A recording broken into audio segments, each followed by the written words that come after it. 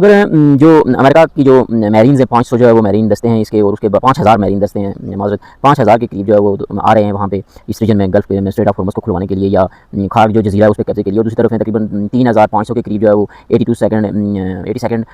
Airborne जो है वो दस्ते हैं, जो कमांडो हैं जो, और तकरीबन 10,000 के करीब इनके जो पैराशूटर्स हैं, जो पैराशूट के जरिए उस जजीरे पर कब्जा करने के लिए स्पेशल जापान से जो है वो ट्रेंड लोग जो है वो ट्रेंड कमांडोज जो है वो मंगाए गए हैं, जो जापान में थे अमेरिकन। तो वहाँ से जो है उनको इस स्ट्रेट ऑफ हॉर्मज़ में जो है लाया जा रहा है, पर्शियन गल्फ में, पर्शियन जो है वो इस समुद्र में लाया जा रहा है उस खाग जजीरे पे कब्जा करने के लिए, या लराग जजीरा है उस पर कब्जा करने के लिए। किसी एक जजीरे पे ये ज़रूर कब्जा करेंगे, क्योंकि ये बैकबोन है, खास करके खाग जजीरा है जो तकरीबन 90% जो है वो ऑयल यहाँ से एक्सपोर्ट करता है ईरान, और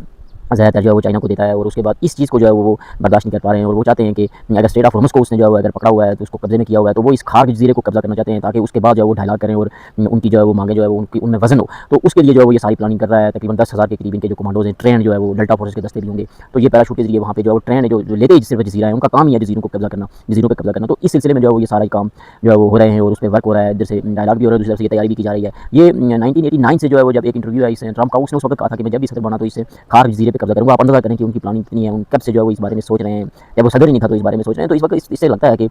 ये कोई योधी लाबी है, उसने एक पूरा प्लान किया होता है। उसके जो अपने मोरे होते हैं वो तकरीबन जो है वो एक जवानी में जो उनको जो है वो ट्रैप किया जाता है, बचपन से किए होते हैं। जवानी में जो है उनको ये सारी चीज़ें बता दी जाती हैं, उनको पूरा एक प्लान दिया जाता है, उस पर वो अमल पैरा होते हैं, उनकी सपोर्ट की जाती है, मालिया वाले से सपोर्ट की जाती है, फिर सियासी वाले से सपोर्ट की जाती है, और उनको लाया जाता है। तो ये सारा कुछ प्री प्लान जो है वो चीज़ें लग रही हैं। तो आप अंदाजा करें, अगर उसने उस वक्त ये बयान दिया था तो ईरान जो है वो आप देखें फिर वो भी उसी तरह से वहाँ उस वक्त से जो है वो तैयारियाँ कर रहा है, तैयारियाँ पकड़ रहा है इस जंग की। तो ये जो है वो एक और जो है वो बड़ी भयानक जो है वो जंग इख्तियार कर जाएगी सिचुएशन की। अगर फर्ज किया वो किसी जजीरे पर कब्जा करते हैं तो आप अंदाजा करें वो वहाँ पर हलाकतें बहुत ज़्यादा होंगी। अगर चंद हलाकतें कम होती हैं तो मुमकिन है शायद वो ये जिस तरह पहले इनके अब्राहम लिंकन जो है वो भाग गया था, उनका जबरी बेड़ा, फिर उसके बाद जराल्ड भाग गया था, तो इस तरह ये भाग सकते हैं, वहाँ से स्ट्रेट ऑफ हॉर्मज़ को छोड़ सकते हैं, अपने फौजियों को लेकर भाग जाएंगे, चंद एक इलाके होंगे। और अगर बहुत ज़्यादा जो है वो तादाद में अगर ये वाकई वहाँ पे कब्जा कर लेते हैं और उसके बाद जो है इलाके हो जाती हैं, ईरान जो है इन पे मिसाइल बैलिस्टिक मिसाइल मारता है, या कोई और जो है वो उसकी जो ड्रोन अटैक के जरिए इनको ज़्यादा नुकसान पहुंचाता है, इसकी तादाद हज़ारों में चली जाती है, तो फिर जो है वो मुझे लगता है कि फिर अमेरिका का भी पीछे हटना और इसराइल का पीछे हटना फिर मुश्किल हो जाएगा। फिर वो जो है उनकी एक यकीनी शिकस्त हो जाएगी, और उस शिकस्त से बचने के लिए जो है वो उनके पास एक जवाब हो जाएगा कि वो इस पर जो है वो कोई बड़ा सख्त अटैक करें, न्यूक्लियर अटैक कर सकते हैं, न्यूक्लियर बॉम्ब मार सकते हैं ईरान पे। और जब न्यूक्लियर बॉम्ब मारेंगे तो ये इस खत्ते के लिए, गल्फ के लिए बहुत बड़ा जो है वो नुकसान होगा। और फिर उसके बाद खुल के ईरान भी अटैक करेगा गल्फ पे, जो है वो सऊदीया में, यूएई में और बाकी जो रीजन में फिर जो ये खुल के अटैक करेगा। और उसके बाद मुझे लगता है कि इस अगर फंस के डायलॉग कामयाब नहीं होते हैं 6 अप्रैल के बाद, तो जो सबसे पहला जो काम होगा अमेरिका और इसराइल का, वो जो है वो ईरान पे लगातार हमले करेंगे, और इस पर इतनी बमबारी करेंगे कि ईरान को जो है वो तबाह बर्बाद करने के करीब छोड़ के काट बमबारी करके तब जाके जो है वो वहाँ पे जो है वो कब्जा करने के बारे में सोचेंगे। इनके जो मिसाइल लॉन्चिंग पैड है उनको तबाह करने की कोशिश करेंगे, जो बचे हुए मिसाइल जो हैं जो इनकी जो है असेसमेंट के मुताबिक वो उनको जो है वो तबाह करके बर्बाद करके तब जाके जो है वो कोई इस तरह की हरकत कर सकते हैं, इस तरह की प्लानिंग कर सकते हैं, वहाँ पे कब्जा करने के बारे में सोच सकते हैं। तुर्की का अगर आप देखें तो तुर्किया जो है वो इस वक्त इस जंग का जो है वो उसको जो उसने कहा, जिस तरह एर्दोगान का जो